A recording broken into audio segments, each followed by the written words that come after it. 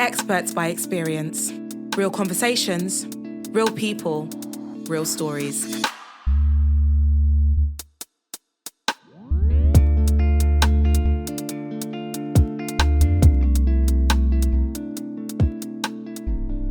Hello, and welcome to the next episode of our Experts by Experience podcast. I've got another guest with me here today.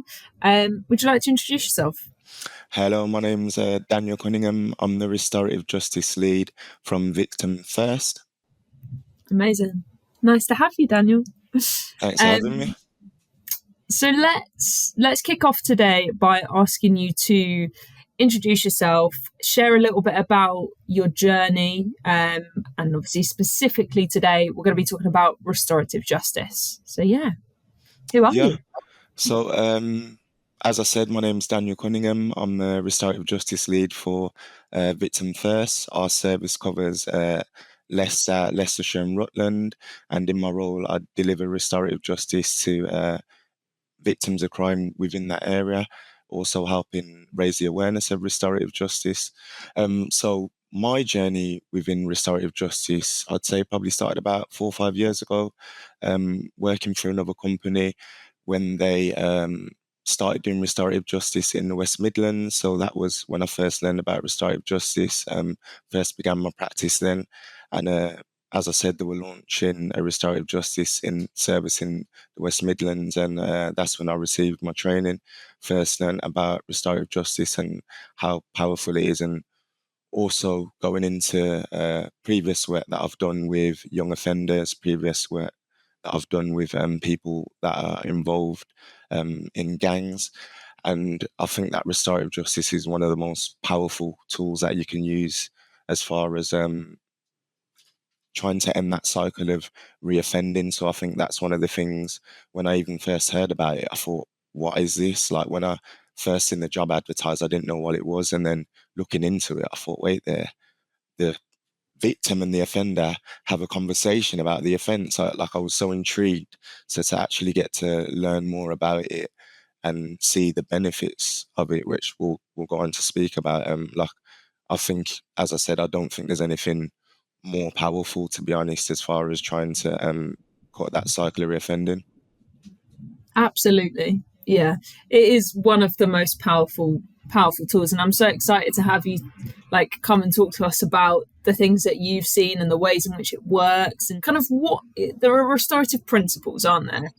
And what do those restorative principles mean to you? How do they lead your practice? What does that look like? Well, I'd say you even saying that, the first principle that sits in my mind is the fact that it's a voluntary process. So for both parties, both party that's been harmed and the party that's caused the harm, it is a choice that they have to make. And I think that's really important. I think back to a call I even had last week with someone who was referred into our service, and they were referred in as the offender or as the perpetrator, you'd say. And when speaking to them, I initially spoke to them and they was like, I don't want to take part because I've been told I have to take part. And I was like, well, it's voluntary. Like it is a choice for you. And then explaining how the process works, the person actually turned around and was like, well, actually knowing how it works and knowing that I have a choice in it and a choice in how the communication works, then that changes my mind. I actually do want to take part now. So I think it being voluntary is something that's massively important. So that's one of the principles that I think makes a big difference. And as I say, speaking back on a lot of work that I've done with offenders, young offenders, a lot of the work that they are doing, it can be that they don't have a choice about it. They have to do work with young offenders. They have to do work with probation. So I think a process where both parties can say no, you know that the people that do say yes are doing it for the right reason. So I think it being voluntary definitely is something that is very important. It's huge, isn't it? Because in the justice system in general, people don't have a lot of choice or a lot of autonomy to volunteer for anything. Yeah, I think choice is really taken away from people in the justice system. Yeah, I definitely agree, and I think it's part of my role is getting that awareness out there and getting in front of people and giving them that choice. In the past few weeks, I've been doing some work in prison as I was speaking on getting that awareness up and just speaking to offenders and letting them know that they can have that choice. And actually, there's offenders that are sat in prison feeling bad about things that they've done and thinking, well, how can I try to make amends? And having this process come forward and be like, well, actually can come forward and make the choice to take part and try and make amends for some of the wrong that I've done. So yeah, I think it's really powerful, the fact that it's a choice and it's not something that they're made to do. How is that? How's that been received in prison? How's it going down when you're talking to them about it? I think it's going really positive. I think as for me, when I first found out about it, it's something that you don't often hear about. It's something that a lot of offenders probably don't know is there as an option. And I think for them, as I said, a lot of I don't want to say a lot, but some of the offenders that I've spoken to and some of the offenders that I've met do say, do you know what, I do feel bad about the things that I've done, and I do sometimes sit in myself thinking about the things that I've done and feeling bad for it. And it's like, well, this process allows you to take control of some of those feelings, and do you know what I mean, rather than just feel bad and be down on yourself and attack others. And How and what do you think like is impacted when you're doing restorative justice in custody? Because I can imagine that looks very different in the community. the challenges can be that you can have like a diverse group of people, a lot of different offences, um, keeping everyone's attention, making sure. So I think the challenges are something that you've got to probably address in the way that you present it, in terms of, all right, we want to make sure that it's not too long, that we're keeping their attention, that there's opportunity for them to ask any questions when they want to, um, and just that you're willing to address any of the questions. You know what I mean? I think that's important. So I think Off the back of kind of what you're talking about now, can you tell us a little bit about when you've seen restorative justice work? And I'd be interested to know when it hasn't worked as well. so when it has worked, I think there's quite a few cases that I could speak of, right from neighborhood cases, which I think some people might not think that they're in the scale of crime, in the scale of offences, it might not seem something that has a massive impact on people. But when you meet with people that have been having neighbour issues for years, the impact that it can have on them can be great. Like daily impact on their emotions, daily impact on their mental health, and also in terms of the police. Those neighbourhood ASB cases take up a huge amount of time. So I've had quite a few cases where I've had success with neighbours, where I've met with one neighbour, then met with the other, and one neighbour will think, all right, this neighbour is enjoying this. They're getting a rise out of this. Like, they're driving me crazy. They're enjoying this. They're getting a rise out of this. And then you meet with that other neighbour and they're like, this is actually driving me crazy. I just want to live in peace. And that is what both neighbours want. So being able to work with them both to get some communication between them, to say, do you know what? In this case, in the case I'm speaking of, for example, we've had all these things happen in the past, but do you know what? Let's just leave it in the past. Like, what can we do going forward to make sure that we don't have these issues? Because both of us are living in hell. Like, I thought you were actually enjoying this, but I've actually found out that you actually feel the same way as I do, which has shocked me. So if we both feel like this, let's just put this to an end so we can both live in peace. Let's put these measures in place. Can we agree that after 10, we're just going to try and keep the noise down?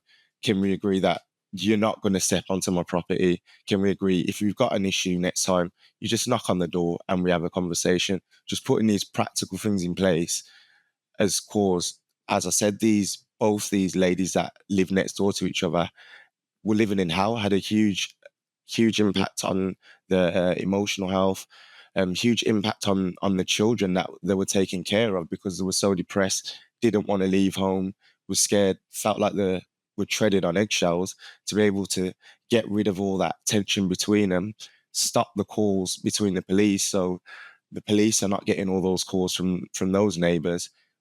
So for them, that's made a massive impact on their life.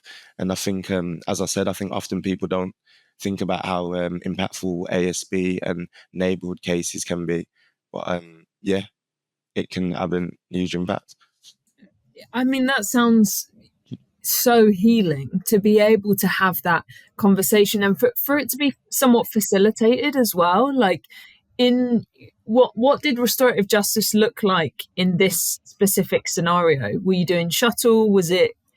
So we did a letter. So I initially spoke to both parties, made sure that it was a police referral. So received referral from the police, had contact details of both parties. So reached out to them. Victim said she definitely wished to take part. The what was listed as the offender.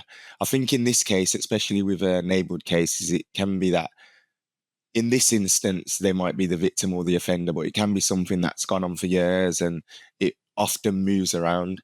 So, but in this case, victim was happy to do it. What was listed as the offender, she was a little less interested, didn't feel like there was anything that can be done. So I said to her, regardless of whether you feel anything can be done, it's still an opportunity for you to say, do you know what, this is how it's impacted me.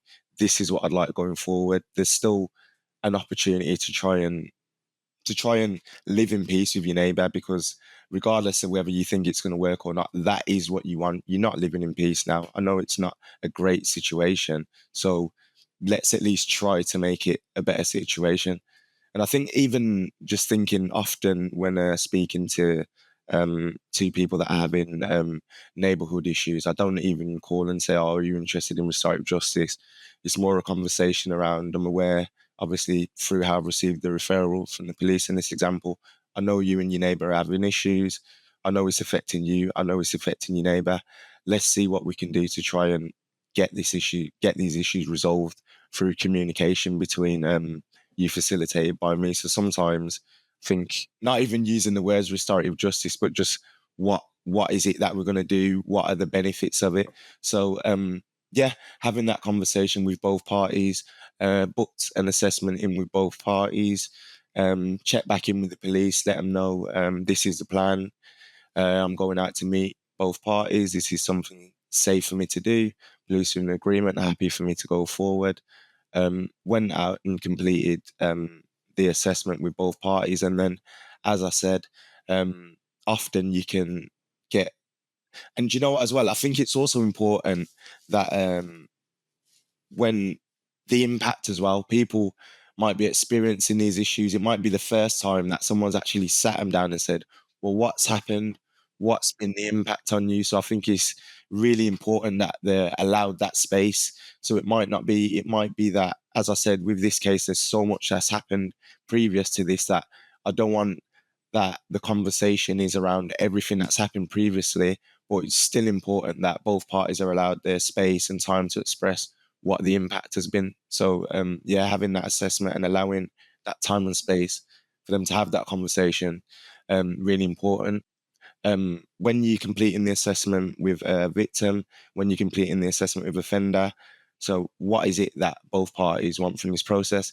Is this something that we're able to achieve through this process? Because that's something that differentiates restorative justice from mediation. I'd say with mediation, probably as you go through the process with mediation, you're kind of working out, can we get the outcome that we want from this process?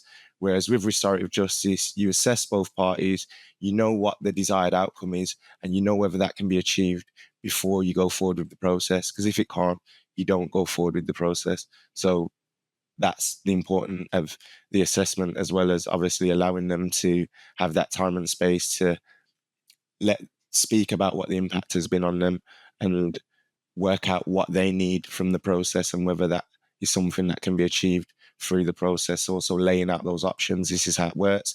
This is how shuttle works. This is how letter works. This is how a direct face-to-face meeting works. And this is how we will go about it if you decide to take part in it. Again, it's a voluntary process. So you may want to do a direct face-to-face meeting, but we have to make sure that's something that the other party wants to do. It may be that we have to meet in the middle and we're able to get there. It may be that we do some work with the other party and we get to a point where we're able to have that direct meeting. I've done previous cases where we've started with a letter and then started the letter, couple of letters in, victim said, you know what, this person actually does have a lot of remorse. I do think I could actually like to go and meet them. So yeah, sometimes it can be that you start with one process and then the other. So yeah. Yeah, so complete the assessment and then, as I said, figuring out what both parties want. And then we go from there. We'll start on the communication planning.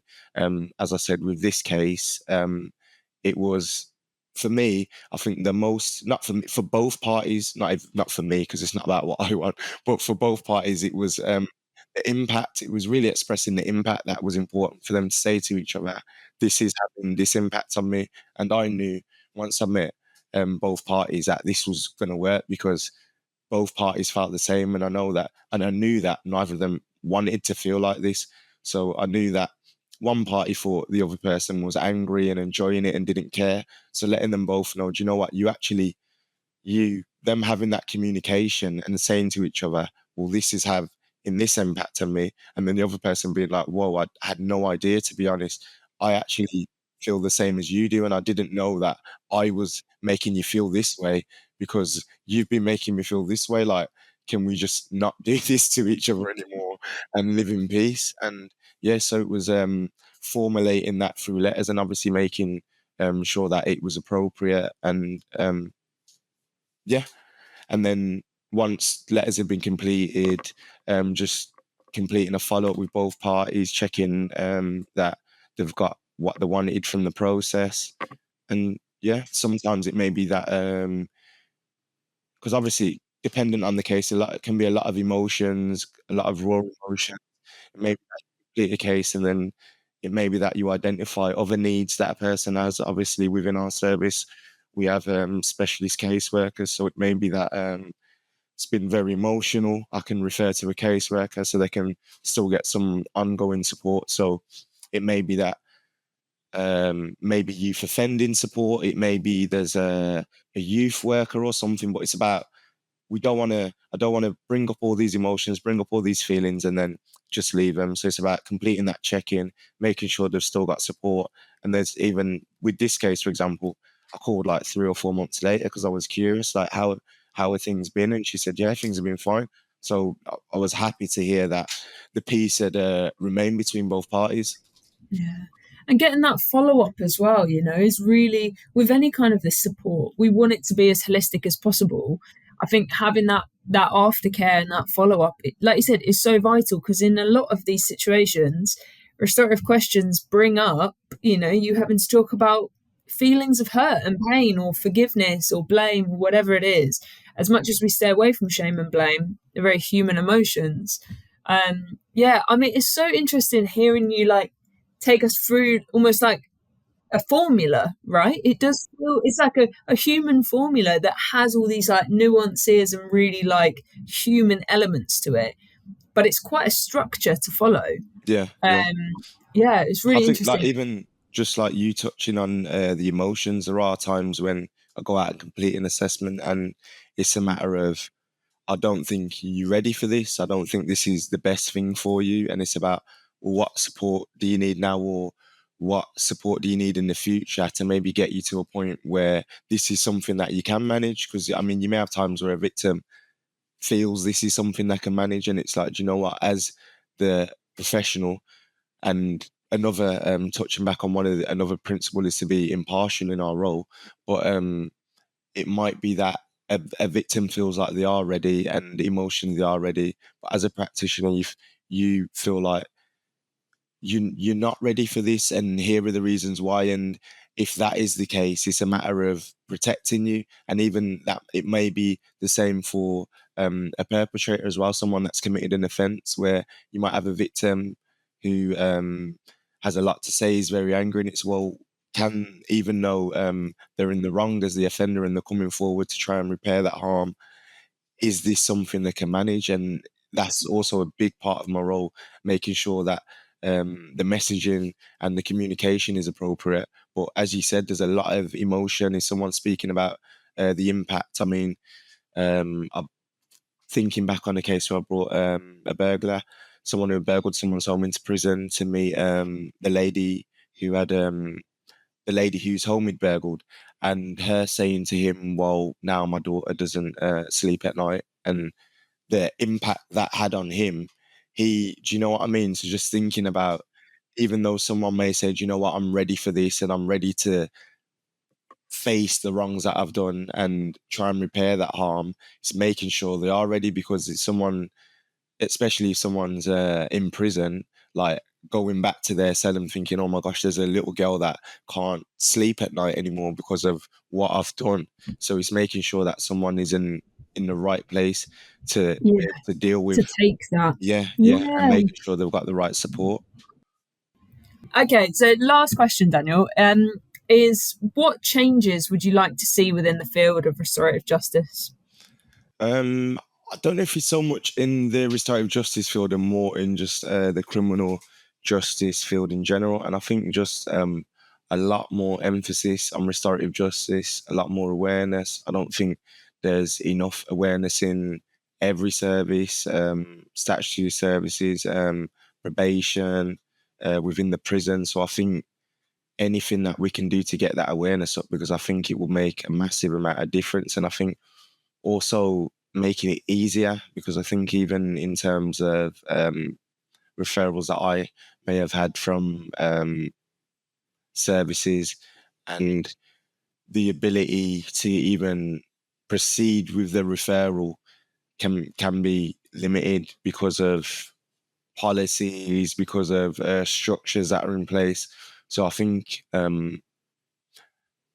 needs to be more trust in practitioners. I think that would be a change that I'd like to see, to be honest, because I think over the past few years, a lot of autonomy that practitioners had has been taken away.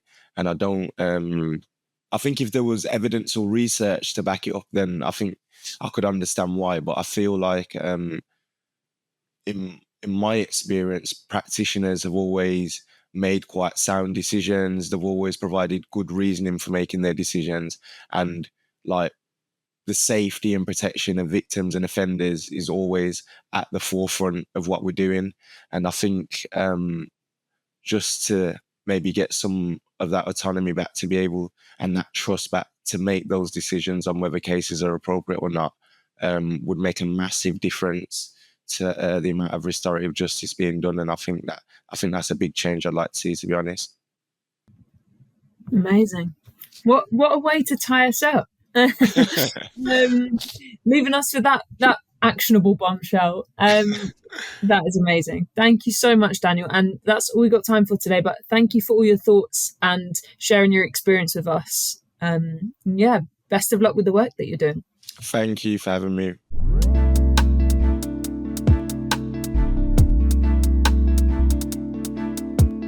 Experts by Experience is brought to you by Catch-22. For more episodes, visit www.catch-22.org.uk. Now playing on National Prison Radio.